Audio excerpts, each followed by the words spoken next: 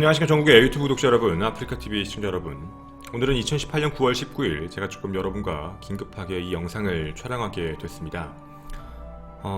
일단 이 영상은 제가 작년에 처음 사건이 발생하고 난 뒤에 직접적으로 저도 발벗고 나서면서 조사를 하기 시작했고, 그것이 알고 싶다에 나왔던 CCTV에 대한 견해에 좀 다른 시각도 제시를 여러분에게 직접 드리면서 이런저런 이야기를 드렸던 걸로 기억을 합니다. 오늘 여러분에게 말씀드리고 싶은 이야기는 이영학이 어떤 범죄를 저질렀다라는 이야기를 하고 싶은 건 아닙니다. 왜냐면 그건 이미 제가 과거 유튜브에서도 총 3편에 걸쳐서 꽤 길게 증거자료까지 여러분에게 직접 보여드리며 촬영을 마쳤습니다. 제가 오늘 여러분과 이 이야기를 진행하게 되는 이유는 과거에도 말씀을 드렸지만 사건이 진행이 되고 그 이후에 어떤 결과가 나오는지 저희도 계속적으로 주시하고 확인하고 있습니다 라고 말씀을 드렸었는데요. 여러분도 아시다시피 악마의 이름 이영학은 올해 2월에 1심 재판부에서 사형 선고를 받았습니다. 그리고 당연히 항소를 하게 되었고, 그리고 그거에 대한 이야기도 여러분에게 전달을 한번 해드렸던 걸로 기억을 하는데, 그리고 얼마 전 항소심 재판 결과가 나왔습니다. 제가 지금부터 그 항소심에 대한 이야기를 먼저 말씀을 드리도록 하겠습니다. 악마의 이름 이영학입니다. 서울고등법원에서 6일날 선고가 됐습니다. 아동청소년의 성보호에 관한 법률, 강간 등 살인, 사체 유기 혐의로 기소되어서 항소심에서는 이런 판결이 나오게 됩니다. 고통과 번민을 준 피고인이 범행은 응당 사형으로서 처벌해야 된다는 생각은 당연하다.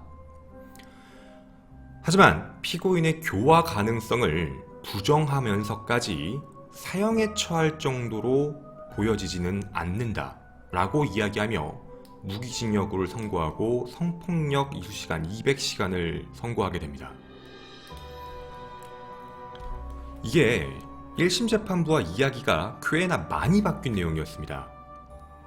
1심 재판부는 분명히 얘기를 할 때 사회에 복귀를 시키면 안 된다라고 못을 박습니다. 사회에 복귀를 하게 되면 더 잔혹하고 변태적 범행이 일어날 가능성이, 그리고 우리 같은 국민들의 사회적 분위기에 대한 공포감과 불안을 감출 수 없기 때문에 영원한 사회적 격리를 이뤄야 된다라고 해서 사형을 선고했던 건데, 정말 놀라웠던 건 1심과 2심 재판부 모두 다 분명 사이코틱하고 인간적이지 않다, 인간이길 포기했다라는 평가는 똑같이 하면서도요, 되게 뭘 다르게 봤냐면 교화 가능성에 대한 이야기, 그리고 이영학은 반성을 하고 있다라는 이야기, 그리고 범행 당시의 심신미약 상태에 대해서 판결을 다르게 했습니다. 법은 기준이 있고, 여러분도 아시다시피 적혀있는 내용대로, 그리고 자신의 감정을 넣지 않은 상태로 판결문을 결정을 해야 되는 게 판관이라고 생각을 합니다. 제가 사실 법을 제대로 아는 사람은 절대로 아닙니다. 저는 컨텐츠를 준비할 때 알아보는 사람이었기 때문이었죠. 하지만 인터넷을 그냥 찾아보는 건 정말 아니라고 생각했습니다. 해서 이 문제 때문에 저도 컨텐츠를 준비하면서 만나뵀던 변호사님들께 가서 이 부분에 대해서 정말 맞는 건지에 대해서 여쭤봤습니다. 이름을 공개 못 해드리는 점은 좀 양해를 부탁드립니다. 현재 판사분에 대한 이야기를 해야 되다 보니까 말씀을 못 드린다는 점 다시 한번 부탁드리겠습니다. 일단 교화 가능성에 대해서 말씀을 잠깐 드리겠습니다. 1심 재판부는 절대로 사회와 교화될 수 없다라고 판단을 했지만 2심 재판부는 교화가 될 수 있다라고 생각을 했습니다. 분명히 1심 선고 때 이영학이 재판에서 이런 얘기를 했었거든요. 자신의 형이 진술하는 내용에 대해서 나 진짜 석방되면 형 진짜 죽여버릴 거야 라는 이야기를 아무렇지 않게 했었고, 당시에도 감정적인 악어의 눈물도 흘리면서 재판에 불만도 표출하고 판관에게 뭐라고도 얘기하고, 그리고 검사에게도 뭐라고 하는 등, 다만 자기에게 뭔가 얘기할 기회가 오면 불쌍한 척 눈물을 흘리는 모습, 앞만 봐도 이런 형태에 있을 때는 사회로 나왔을 때 이렇게 어떻게 보면 잔머리를 쓰는 거죠. 진실되지 못한 사람의 모습이기 때문에 이건 교화의 가능성이 없다라고 판단을 했던 겁니다. 그리고 한 가지 더, 여러분도 기억을 하시겠지만 이영학은 자기가 책을 내려고 준비를 하고 있었습니다.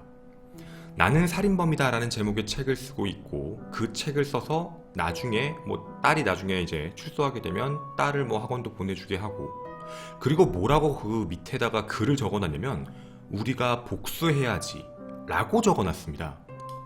이게 어머니한테 간 편지였는데요, 나와서 복수하겠다고 표현을 했거든요. 당연히 1심 재판부는 이런 모든 내용을 확인하고 얘는 밖에 나가봤자 분명히 자신에 대한 분노로서 사회와 교화가 안 된다 라고 판단했던 게 당연했던 겁니다. 근데 2심 재판은 좀 다르게 평가를 했던 게 뭐였냐면, 이영학 자체를 사회로부터 영구 격리시킬 필요성이 있다고 보이기는 하는데 교화 가능성을 부정한다는 건 좀 아니다라고 평가를 합니다. 그러니까 이 얘기입니다. 이영학이 살인범죄에 대한 재범이 또 있을 거다라고 단정하는 건 좀 어렵다라고 평가를 합니다. 묻고 싶었던 겁니다. 그럼 이영학이 자신의 어머니에게 보내서 나는 살인범이다 라는 책을 쓰면서 우리가 복수해야지 라는 말을 썼다는데, 그럼 우리가 복수해야지 라는 말은 도대체 어떤 느낌으로 우리가 받아들여야 될 말일까요? 분명 교화 가능성이라는 건 재판부가 판단하는 게 아닙니다. 교화 가능성이라는 건 사회에 있는 우리 같은 사람들이 과연 이 사람과 함께, 그리고 하나 더, 이 사람에 대한 불안감이 우리가 적어질 수 있는지, 그리고 이 사람도 자신의 죄를 뉘우치면서 반성을 하면서 조용히 자신의 삶을 살아가는지에 대한 문제인데, 이 사람은 지금 그렇게 살고 있는 부분이 아니었습니다. 그리고 한 가지 더, 분명 이 사람, 이영학은 자신이 처음에는 거대 백색종이란 질병, 이건 사실이었죠. 이걸로써 이제 어떻게 모금이 좀 적어지다 보니까 아이까지 거대 백색종에 걸리며 이게 좀 힘들어진다, 내가 이걸 스트레스를 받다 보니 나에게 알츠하이머라는 병이 생겼다 라고까지 얘기를 하며 후원금을 받기 시작했습니다. 알츠하이머가 있는 사람이 자신의 어머니에게 편지를 쓰고 나는 책을 내겠다라고 이야기하며 복수를 준비하자라는 표현을 썼다라는 건 누가 봐도 계획적이었고, 누가 봐도 거짓말을 잘하고 사회에 대한 분노심이 되게 심하다라는 부분이거든요. 근데 이 부분에 대해서 아무렇지 않게 왜 교화 가능성에 대해서 있다, 꼭 부정을 할 필요가 없다라고 얘기했는지가 조금 아이러니컬합니다. 그리고 한 가지 더를 말씀드리겠습니다. 이따가도 꼭 얘기하고 싶은 건데, 과연 재판부는 교화 가능성에 대한 그 가능성, 퍼센테이지에 대한 부분을 어떻게 조사했는지에 대한 문제입니다. 분명 1심 재판부는 이러한 증거물로 인하여 교화 가능성이 없다라고 판단을 했는데, 2심 재판부는 교화 가능성을 부정할 정도, 교화가 안 될 거라고 생각하는 건 좀 아니죠 라고 하는 거에 대한 근거를 제시해 주는 게 정상적이라고 봅니다. 근데 그거에 대한 근거는 없습니다. 이 근거는 판사의 생각입니다. 이건 조금 이따가 다시 한 번 더 말씀드리도록 하겠습니다. 그리고 두 번째에 대한 얘기입니다. 바로 범행에 대해 뉘우치고 있는가에 대한 쟁점 여부입니다. 1심과 2심은 분명 다르게 이 부분도 평가를 했는데 시각이 달라졌습니다. 재판 과정에서 1심 재판부 때는 반성문을 10차례를 쓰게 됩니다. 거의 10시간 정도 매일매일 반성문을 썼다라고 얘기를 하는데, 반성문에는 피해자에게도 미안하고 부모님에게도 미안하고 내 형을 줄여주면 앞으로 내가 뭔가 희망된 삶을 살며 반성하고 뉘우치며 살겠다, 딸을 위해 목표와 목적이 있는 삶을 살고 싶다, 이런 내용의 반성문을 썼다라고 합니다. 근데 1심 재판부는 이 부분에 대해서 인정하지 않았습니다. 재판장에 들어와 검사를 비난하고 형을 비난하고 자기는 마치 죄가 없는 사람처럼 이야기하며 자신의 이야기만 할 때만 눈물을 흘렸던 사람, 즉 반성문을 썼다라고 이야기하지만 진심이다라기보다는 자신이 어떻게든 빨리 나갈 수 있는 방법을 찾았다, 즉 위선적 모습이다, 그거에 대한 근거가 그 부분이었던 거죠. 이 부분을 인정하지 않았던 겁니다. 더불어 한 가지 근거를 1심은 더 얘기합니다. 후원금을 받을 때 딸을 썼고 엽기적 범행을 할 때도 딸을 썼다. 근데 이 부분에 대해서 딸을 미래에도 잘 키우고 싶어요 라고 표현하는 이영학의 진술은 앞뒤가 맞지 않는다, 정확한 근거를 댄 겁니다.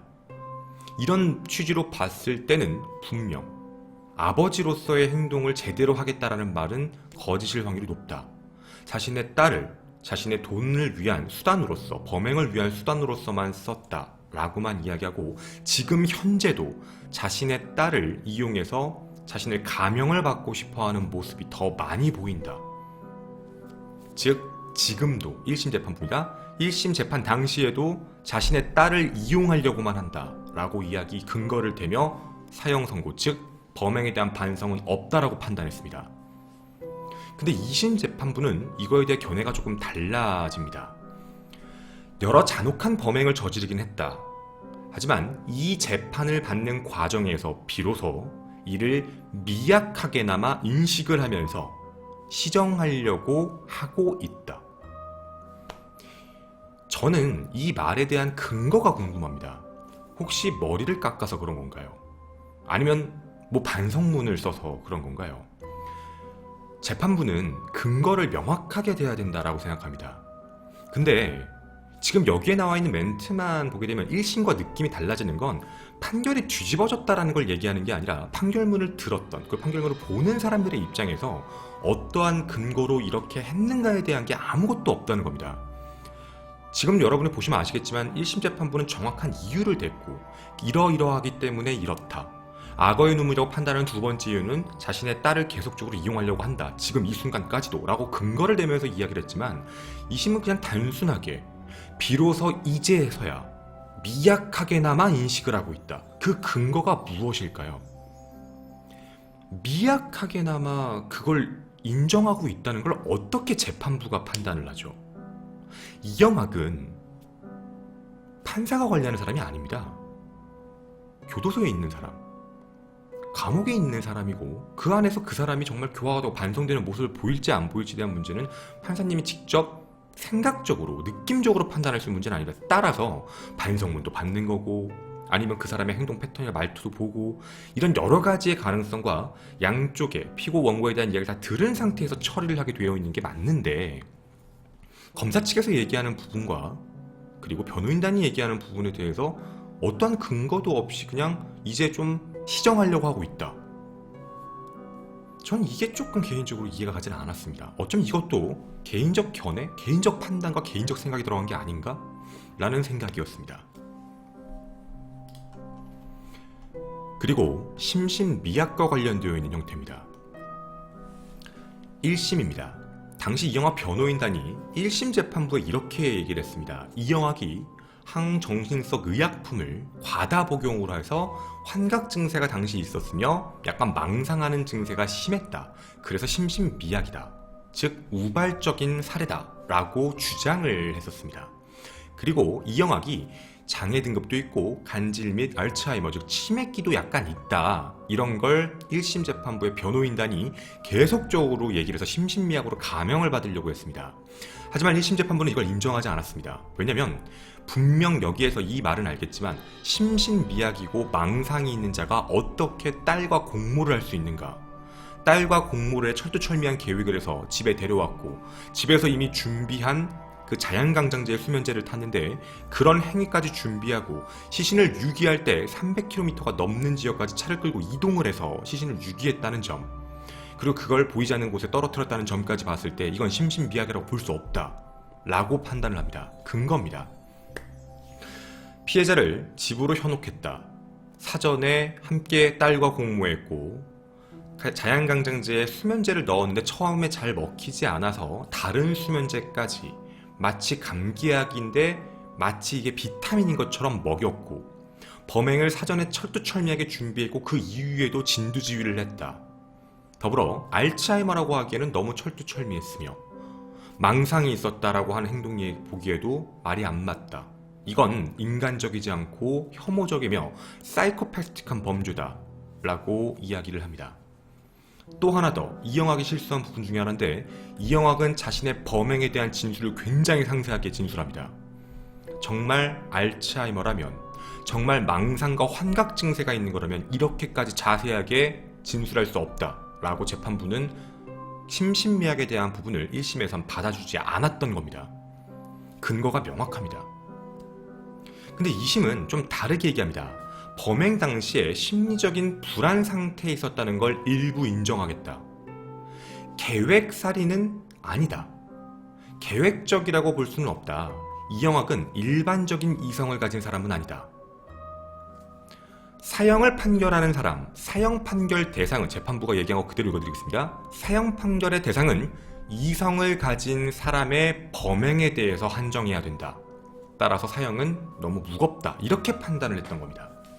자, 일반적인 이성을 가진 사람이 아니다 라고 평가를 합니다. 계획살인이 아니다. 그러면 자연강장제를 왜 준비했고 왜 미리 저 딸한테 쟤 좀 데려와 라고 왜 얘기했으며, 또 하나 더, 제가 그때 당시에 여러분에게도 얘기했지만 딸도 거짓말을 합니다. 우리 애 또 친구 너희 집에 갔니? 우리 집에 안 왔어요. 이렇게 얘기하는 상황이었거든요. 모든 게 어떻게 보면 계획적으로 철두철미하게 진행됐습니다. 또 하나 더요. 이건 사실 제가 예전에 컨텐츠를 준비하면서 그것이 알고 싶다가 CCTV를 공개하고 얘기를 할 때 저는 좀 다른 시각으로 CCTV를 분석한 게 있었습니다. 이영학은 아내가 사망한 날 집에 없었습니다. 병원에도 없었습니다. 그 근거는 CCTV 화면을 보시면 자신의 에쿠스 차량을 타고 집 앞 카센터 앞에 차를 주차하는 장면이 나옵니다. 그 차가 도착하기 몇 분 전 X1 차량, 시신을 유기할 때 썼던 BMW X1 차량을 자신의 친형이 끌고 와서 차를 주차하는 것도 확인됩니다. 그리고 에쿠스 차량 안에는 딸도 함께 있었습니다. 즉 집에서 나온 상태는 아닙니다. 이들은 나와서 카센터 앞에 있는 자신의 아내의 피를 닦고 있었습니다. 평상시에 정말 얼마만큼 이성적이지 못했던 사람이었을까요? 평상시에도 이성적이지 않았다는 건 말도 안 됩니다. 당시에도 이성적이지 않았다, 말도 안 됩니다. 너무 상세하게 기억을 하고 있거든요. 이성을 가진 사람의 범행에 한해서만 사형을 집행한다라는 말은, 즉 이르면 DID 같은 경우, 다중인격 같은 경우에 사람을 죽였을 때 기억을 못하는 경우, 심신미약이죠. 이런 경우에는 자신의 자아로서 죽인 게 아니기 때문에 사형 판결을 하지 않는 것, 이런 얘기라고 합니다. 저도 변호사분에게 직접 들은 얘기입니다. 하지만 이영학은 사이코패스이자 되게 철두철미한 계획을 하려고 했고, 국민을 우롱했고, 자신의 가족들을 이용했으며 자신의 득을 위해선 무엇이든 했던 사람입니다. 근데 심신 상태가 당시 미약하다는 걸 일부 인정했다는 말 자체가 좀 이해가 가질 않습니다. 자, 이 세 가지에 대해서 말해보고 싶은 게 있습니다. 심신미약에 대한 부분은 근거가 많이 없습니다. 그리고 세 가지 평가를 했습니다. 세 가지 평가에 대한 건 재판부에 직접적 견해가 들어가면 안 된다고 저는 생각합니다. 그럼 당연히 교화 가능성이 있는지, 반성을 하고 있는지, 이 모든 것에 대한 근거에서 정말 교화 가능성이 있다, 약간은 있다, 그리고 여기서 뭐 반성을 하고 있다, 이 부분에서 약간의 분명히 느낌이 있다, 그리고 어느 정도는 우발적 계획이 아니라 이걸 인정한다에 대한 근거를 하려면 당연히 심리평가를 했었어야 된다고 생각합니다. 심리평가를 한 번만 하는 게 아니라 여러 사람들에게 돌려서 하고 그거에 대한 종합 결론을 보고 그걸 근거로 제시를 했었어야 된다고 생각을 하는데, 그 근거가 안 나왔습니다. 왜냐면 재판부 내에 전문 증인은 한 번도 서지 않았습니다. 정말 이 사람이 교화 가능성이 있는가, 이거에 대해서 확인해 줄 수 있는 사람이 없는 상태로 재판부의 판결만 나오고 끝난 상태입니다. 좀 아이러니한 게 그 부분입니다. 분명 법의 판결을 내리는 사람은 자신의 사견, 자신의 감정이 개입되면 안 되는 문제입니다. 즉 정확한 근거만을 듣고, 아무리 이 사람이 범인 같아도 무죄 추정의 원칙으로서 정확한 근거를 들으며 처리를 하게 해줍니다. 즉 근거가 없으면 어떤 것도 확인할 수 없게 되는 거죠. 불현듯 요 근래에 잠깐 나왔던 사건도 하나 기억이 납니다. 아마 여러분도 사람들 사이에 스치면 6개월이다 라고 나왔던 그 재판 판결문 아마 보셨을 겁니다. 제가 그 컨텐츠를 진행하지 않은 이유도 남자와 여자로 나눠서 사람들이 싸우는 게 보고 싶지 않았기 때문입니다. 그게 중요한 게 아니라 재판문의 판결입니다. 무조건 무죄 추정의 원칙으로서 증거물이 없는 상태에선 함부로 진행할 수 없는 게 맞습니다. 그런데 사실 지금 이것도 그것도 마찬가지입니다. 현재 2심 재판에 대한 선고가 끝난 다음에 곧바로였습니다. 이영학은 다시 한번 항소합니다. 즉 이 사건은 대법으로 올라갑니다. 검찰도 가만히 있지 않았습니다. 한 번 더 합니다. 양쪽이 함께 했죠. 대법원에서 판단을 할 거라 믿습니다. 하지만 우리는 이 내용에 대해서 지금도 납득하기 조금 힘든 판결문이라고 생각은 합니다. 여러분의 생각이 어떠신지도 궁금합니다. 그리고 이 사건은 마지막 대법원까지 잊지 않아야 된다라고 생각을 합니다. 감사합니다.